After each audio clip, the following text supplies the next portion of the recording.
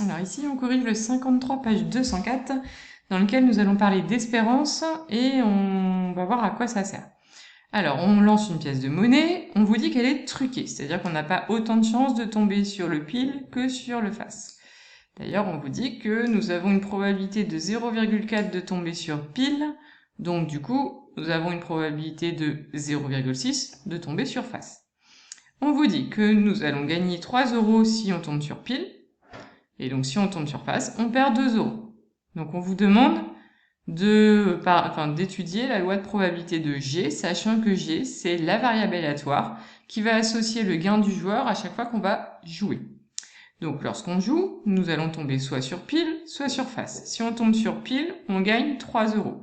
Si on tombe sur face, on perd 2 €.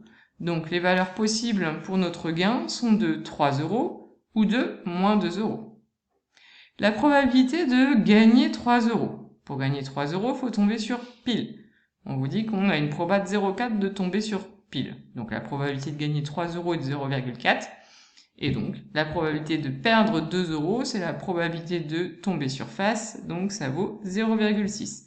On s'assure que quand on additionne toutes les probabilités, donc si on n'en a que 2, on tombe bien sur 1. 0,4 plus 0,6, ça fait bien 1. Donc la loi de probabilité, c'est juste la donnée de ce petit tableau.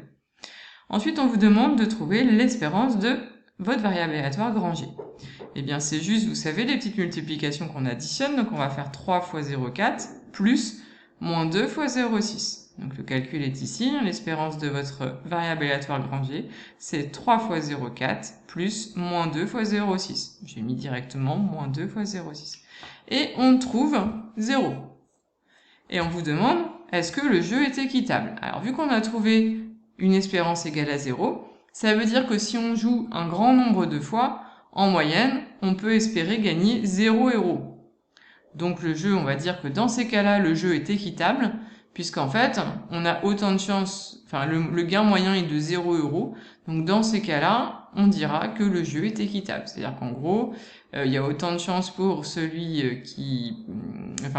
autant de chances pour le joueur que pour celui qui va lui donner le gain éventuel de gagner de l'argent. Donc on dit que le jeu est équitable lorsque l'espérance vaut 0. Donc si jamais vous n'aviez pas eu la question petit b, mais qu'on vous avait posé directement la question petit c, si on vous avait demandé directement le jeu est-il équitable, il aurait fallu penser à calculer l'espérance de votre variable aléatoire et de voir si vous tombiez bien sur 0. Lorsqu'on ne tombe pas sur 0, le jeu n'est pas équitable.